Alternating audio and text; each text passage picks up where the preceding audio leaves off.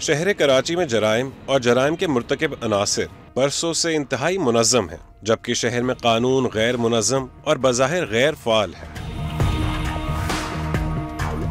इस सूरत हाल में क्या आम शहरी अपनी जान, माल और आबरू के तहफ़्फ़ुज़ के लिए पुलिस और कानून के बुनियादी तकाज़ों से वाकिफ है? रिपोर्ट दर्ज कराने के लिए भी पैसे देने पड़ते हैं। पाकिस्तान में तो निज़ाम चल रहा है बेटा। हर आदमी को चाहिए कि पहले जाके एफआईआर कटवाए। कार्रवाइयाँ होती नहीं है। वहाँ जाओ तो आधा घंटा रुक जाओ, 1 घंटा रुक जाओ, 2 घंटे रुक जाओ, भाई यही होता है। FIR यानी फर्स्ट इंफॉर्मेशन रिपोर्ट किसी जुर्म के इर्तिकाब के बाद पुलिस या तफ्तीशी इदारे के रिकॉर्ड में जमा होने वाला पहला दस्तावेज होता है, और फिर इसी दस्तावेज के तहत तफ्तीश और तहकीकात से लेकर मुकदमा साजी तक और फिर अदालत के तहत फर्द जुर्म आयद होने से लेकर मुकदमे की समाअत की तकमील तक कार्रवाई जारी रहती है। यानी एक बार दर्ज होने के बाद FIR मुकदमे के फैसले के खिलाफ अपील और अपील पर फिर फैसले तक बुनियादी हैसियत की हामिल रहती है।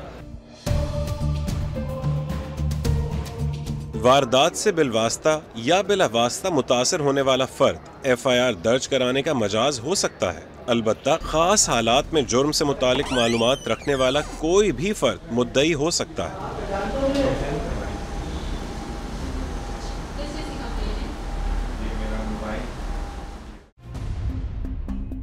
पुलिस और फिर अदालत में कार्रवाई के लिए किसी वाक़े का जुर्म साबित होना भी जरूरी है, और उसके लिए जुर्म करने की नीयत और उस पर मुकम्मल अमल दोनों अनासिर का यकजा होना नागुज़ीर है।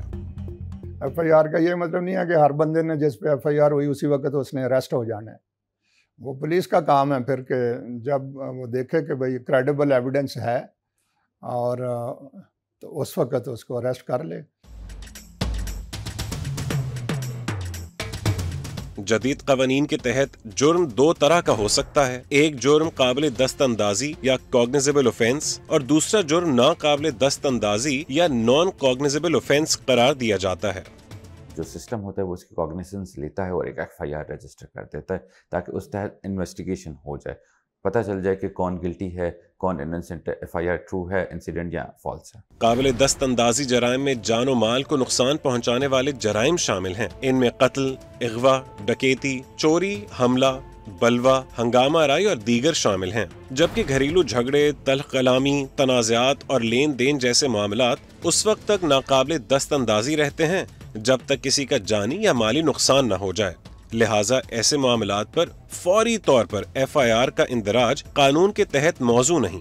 काबिल दस्तअंदाजी जराइम की सूरत में पुलिस कानूनी तौर पर FIR के फौरी इंदराज की पाबंद है।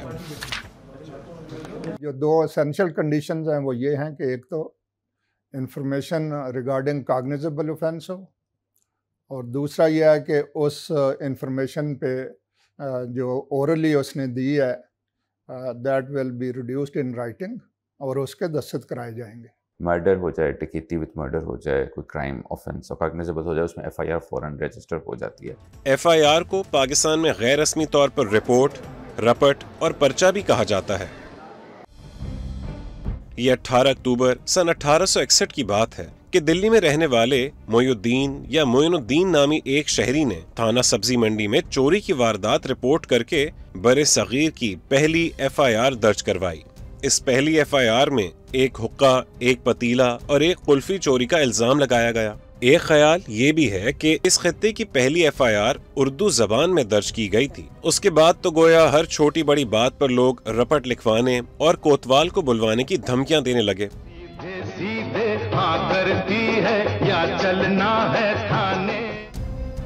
पुलिस, थानेदार या कोतवाल और रिपोर्ट या रपट की दहशत हिंदुस्तान भर में इस कदर फैल गई कि अकबर इलाहाबादी ने भी उस दौर के लिबरल्स के खिलाफ कह डाला कि रकीबों ने रपट लिखवाई है जा जा के थाने में कि अकबर नाम लेता है खुदा का इस जमाने में।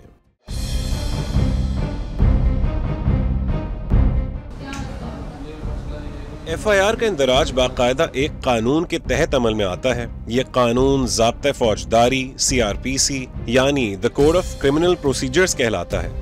तो FIR जो है ये हमारे जो क्रिमिनल प्रोसीजर कोड है उसकी जो सेक्शन 154 है, 155 है, 156 है, वो इसको रेगुलेट करती हैं। पाकिस्तान में अमलन FIR थाने के हेड मुहर्रर की मदद से दर्ज की जाती है कि अगर कोई कंप्लेनेंट थाने पर आया और वो किसी कॉग्निजेबल ऑफेंस का जिक्र कर रहा है तो उसकी फौरी तौर के ऊपर बगैर किसी डिले के, बगैर किसी ताख़ीर के उसकी फर्स्ट इंफॉर्मेशन रिपोर्ट दर्ज की जाए।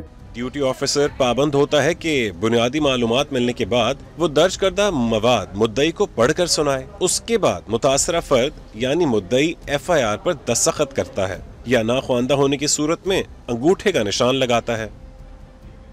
अगर कोई ऐसा शख्स जिसके खिलाफ FIR कटी हुई है और उसके खिलाफ कोई एविडेंस नहीं मिला है तो ये इन्वेस्टिगेटिंग ऑफिसर या इन्वेस्टिगेशन ऑफिसर को इख्तियार हासिल है कि वो इन सेक्शंस या इन इख्तियारात का इस्तेमाल करते हुए उसको केस से खारिज कर सकता है, लेकिन उसको इसके लिए अदालत से रुजू करना पड़ेगा। तफ्तीशी अफसर या इन्वेस्टिगेशन ऑफिसर असाइन होने के बाद किसी मरहले पर मामलात उस फर्द की हुदूद या पहुंच से बाहर हों तो एक केस डायरी की सूरत में ये मामला दूसरे ऑफिसर के हवाले कर दिया जाता है। अगर FIR की जुरिस्डिक्शन उसकी नहीं बनती तो एज पर लॉ वो FIR कैंसिल करेगा, वो एक रिपोर्ट भेज देगा, जो रिप्रेजेंटेटिव थाना एक्चुअल थाना होगा उसको रिपोर्ट भेजेगा और वो सेकंड FIR वहाँ लॉन्च कर देगा। झूठी FIR दर्ज करवाने पर जिम्मेदार फर्द के खिलाफ कार्रवाई के लिए ताज़ीरात पाकिस्तान यानी पाकिस्तान पीनल कोड में दफात मौजूद हैं। बाहर के मुल्कों में तो है ऐसा कि पुलिस का टाइम वेस्ट करना जो है, गलत बातें इधर उधर की करके, वो एक बजाते खुद ऑफेंस है और पुलिस उसमें अरेस्ट कर सकती है। हमारे यहाँ चूंकि इस तरह का ऑफेंस नहीं है इसलिए लोग जाली माली झूठी मोटी चीज़ें चलाए रखते हैं। FIR के इंदराज के बाद पहले इब्तदाई तफ्तीश और फिर गिरफ्तारी का अमल शुरू होता है। गलत फर्द की गिरफ्तारी की सूरत में अदालत से पहले पुलिस को भी ज़ाब्ता फौजदारी की दफ़ा 169 के तहत रिहा करने का इख्तियार हासिल है।